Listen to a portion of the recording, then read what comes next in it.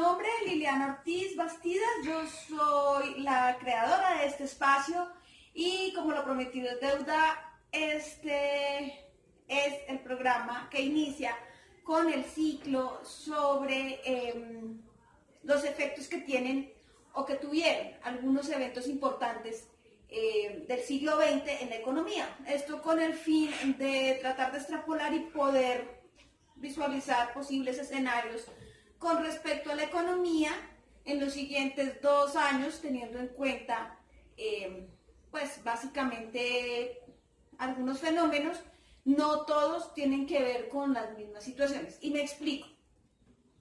La guerra, la pandemia y los fenómenos tanto bursátiles como económicos con respecto a las bolsas de valores han tenido una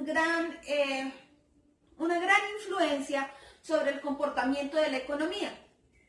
Así que, al no ser yo profesora de historia, como ustedes saben, soy médica, pues pienso, y bueno, digamos que de alguna manera empresaria, estoy en ese proceso, considero que de las primeras cosas de las cuales hay que hablar tiene que ver con la Primera Guerra Mundial y con la Revolución Rusa. Pero hay que tener en cuenta una situación más a este respecto y está relacionado con el hecho de que solamente nos vamos a centrar en las causas y los efectos dentro de la economía. La parte histórica la vamos a dejar para canales que sí son desarrollados por personas expertas en historia o que en serio su pasión esté más enfocada en la parte histórica, ¿verdad? Y como lo prometido es deuda, básicamente vamos a analizar 5 eventos importantes. Algunos van a ser analizados desde las consecuencias a nivel mundial y otros hacia las consecuencias a nivel local. Me explico. Los 5 van a ser Revolución Rusa y Primera Guerra Mundial, obviamente. La segunda está relacionada con la pandemia de la gripe española. La tercera, la caída de la bolsa de valores del 28 y la Gran Depresión del 29. Bueno, eso ya es siglo XX, pero terminando los 20. Luego el movimiento contracultural, Segunda Guerra Mundial, movimiento contracultural hippie. Para poder entender de qué se trató la Primera Guerra Mundial, por lo menos en lo que se refiere a sus orígenes, primero habría que entender de qué se trataba la Europa de comienzos del siglo XX. Entonces empezaremos por considerar que era un territorio que era bastante extenso, que estaba dividido políticamente por imperios, que estos imperios eran gobernados por personas llamadas monarcas, es decir, por reyes, que tenían dentro de sus conceptos que tenían el poder divino dado por Dios, para que lo entiendan, para gobernar, y que si eras gobernado por ellos, pues eras una persona que era... o sea, que era lo correcto, que estabas bendecido de alguna manera.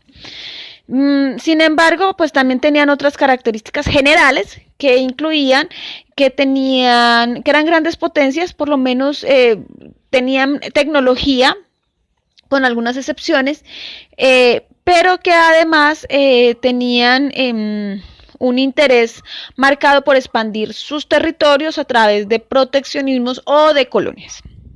Entonces tenemos algunos imperios, como por ejemplo el británico, que tenía sus colonias proteccionados en Australia y Canadá, el imperio francés en Indonesia y algunos países africanos, el imperio alemán en África, en algunos países africanos y en algunas islas, y así sucesivamente. Pero hay un imperio, y ese imperio fue porque ya no existe, que es el imperio austrohúngaro. En fin. El imperio austrohúngaro, pues, estaba formado por una serie de países, que actualmente son países pequeños. Vemos en el primer recuadro cómo era el mapa político de Europa de comienzos del siglo XX, antes de 1914, y su evolución en el tiempo. Entonces, en esta diapositiva vemos un imperio austrohúngaro que está en verde oscuro y un imperio alemán, ¿verdad? Que es el anaranjado, que está en el norte. Pero además tenemos que Alemania estaba separada por una pequeña franja de tierra al norte llamada Bélgica, que tenía un carácter neutral. Y esto es supremamente importante porque hace parte dentro de todas las acciones bélicas, todas las acciones que llevaron a la Primera Guerra Mundial, ya que Alemania, dentro de sus avances, lo que hace es invadir Bélgica. Y eso pues es una situación gravísima, ya que en acuerdos anteriores a la Primera Guerra Mundial, este tipo de acuerdos de su carácter neutral garantizaba una estabilidad para los países vecinos. Entonces, en 1914, en el imperio austrohúngaro estaba siendo gobernado por Francisco José II, quien era ya viejo y tenía un nieto llamado Francisco Fernando o Franz Ferdinand. Es la misma persona si lo encuentran en los libros. Ellos habían tomado a Sarajevo, como a Bosnia. Ya les había dicho que este imperio pues tenía varios actuales países que son bastante pequeños. Entonces ellos tomaron un área que se llamaba Bosnia, actualmente es Bosnia, ¿verdad? Y ellos querían tomarse también a Sarajevo, perdón, a Serbia. Entonces, así como existía dentro de la clase alta, dentro de los jerarcas, dentro de los reyes, esta mentalidad de su carácter divino para gobernar, pues eso también en las clases populares, las clases obreras, existía también una serie de nuevos conceptos para los primeras décadas de los 20, que era el nacionalismo. Entonces las fuertes tendencias nacionalistas, ¿sí?, hicieron que, y dice la historia que un bosnio armado por unos serbios decidieron que iban a matar a Francisco Fernando y a su esposa cuando él se encontraba en Sarajevo. Sarajevo es la capital de Bosnia. Y de ahí para adelante, pues la situación se fue complicando porque cada uno de los jerarcas, cada uno de los reyes tenía unas ideas políticas que pues trataban de mantener un statu quo, una cosa que estuviese armónica, como se había seguido viviendo, se había venido viviendo por algo así como unos 60, 70 años sin guerra en Europa. Pero esto no fue así, ya que cada uno tenía sus intereses de ampliar sus territorios. Incluso habían hecho algunos acuerdos para que algunas colonias que estaban, algunos países que estaban en otras partes fueran colonias de cada uno de ellos. Pero había una situación muy especial en Rusia. Y es que Rusia no tenía la tecnología que tenía el resto de las demás potencias. Sin embargo, estaba gobernado por un zar, que es lo mismo que un rey. Y este zar manejaba de cierta manera con mano dura los destinos de sus pobladores. Y al iniciar la Primera Guerra Mundial, pues ellos fueron uno de los primeros que entraron en el conflicto, ya que Serbia era parte de lo que ellos consideraban, o sea, ellos tenían un fuerte sentimiento proteccionista hacia los pueblos eslavos y querían incluir a Serbia para formar parte de su territorio. En fin, el asunto es que había alguien que fue muy importante, que la historia pues lo llamó Lenin únicamente, pero es un nombre más largo, y él termina yendo, o sea, debido a sus a sus fuertes convicciones políticas, es mandado al exilio. Y con la Primera Guerra Mundial, Alemania empieza a considerar, o no a considerar, le paga a su partido para que tome el poder, ya que pues no estaban muy contentos con las actuaciones del zar, a quien hacen abdicar. Con la caída del zar se genera o se crea un gobierno que es un gobierno provisional que estaba tratando de generar unos pequeños soviets, que son en realidad unas estructuras políticas que permitían que las diferentes personas o grupos o sectores o regiones del país pues tuvieran un acceso hacia la parte del gobierno para mejorar sus condiciones de vida, etcétera, etcétera. Pero Rusia tenía un pequeño problema, y es que no había alcanzado el mismo nivel tecnológico que tenían los demás imperios, y en realidad no había clase media obrera. Lo que había en realidad eran campesinos, y además de eso había pasado una serie de problemas de tipo hambrunas, porque la economía del país se basaba en la agricultura. No era una especie similar, un tipo de división social muy parecida al feudalismo, y una economía muy similar al feudalismo, pero una brecha muy grande entre los campesinos y los dirigentes. Entonces, voy a decir cómo fue que gobernó Lenin, solo con una de sus frases, y es que el terror es un instrumento de higiene social.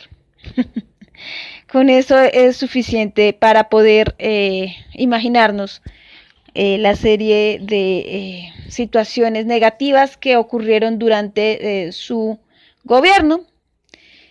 Y básicamente este sistema comunista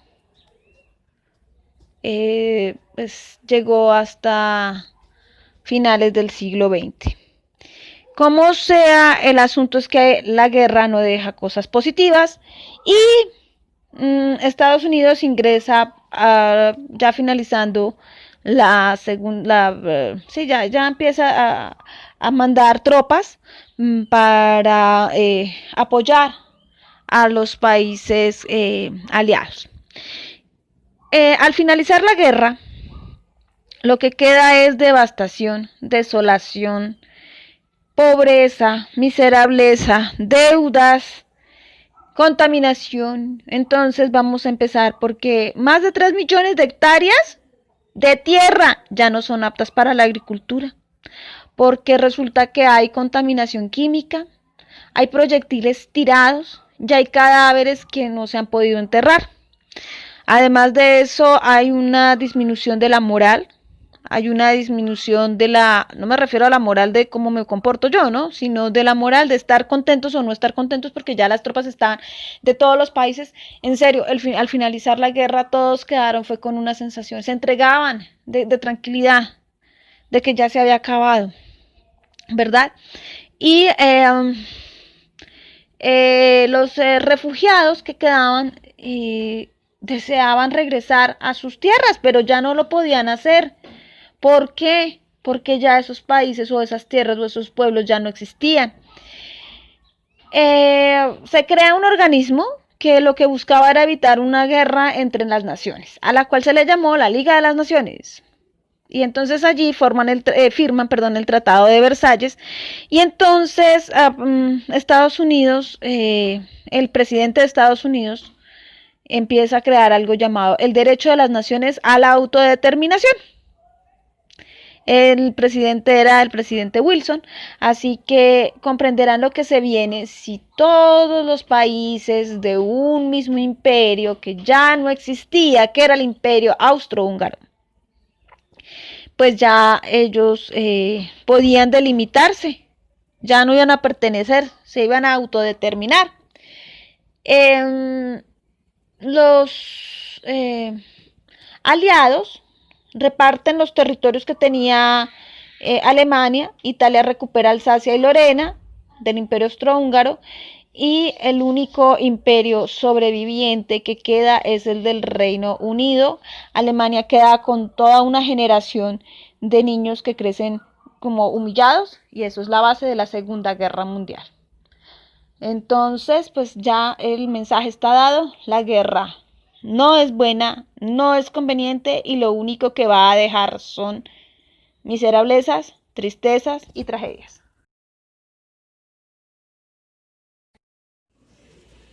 Bueno, espero que les haya gustado, espero que me sigan, no se les olvide suscribirse y, en fin, nos vemos dentro de 8 días. Yo subo programas más o menos no, cada 8 días. Como saben ustedes, los preparé a comienzos del 2021. Hoy estamos a fecha del 5 de enero.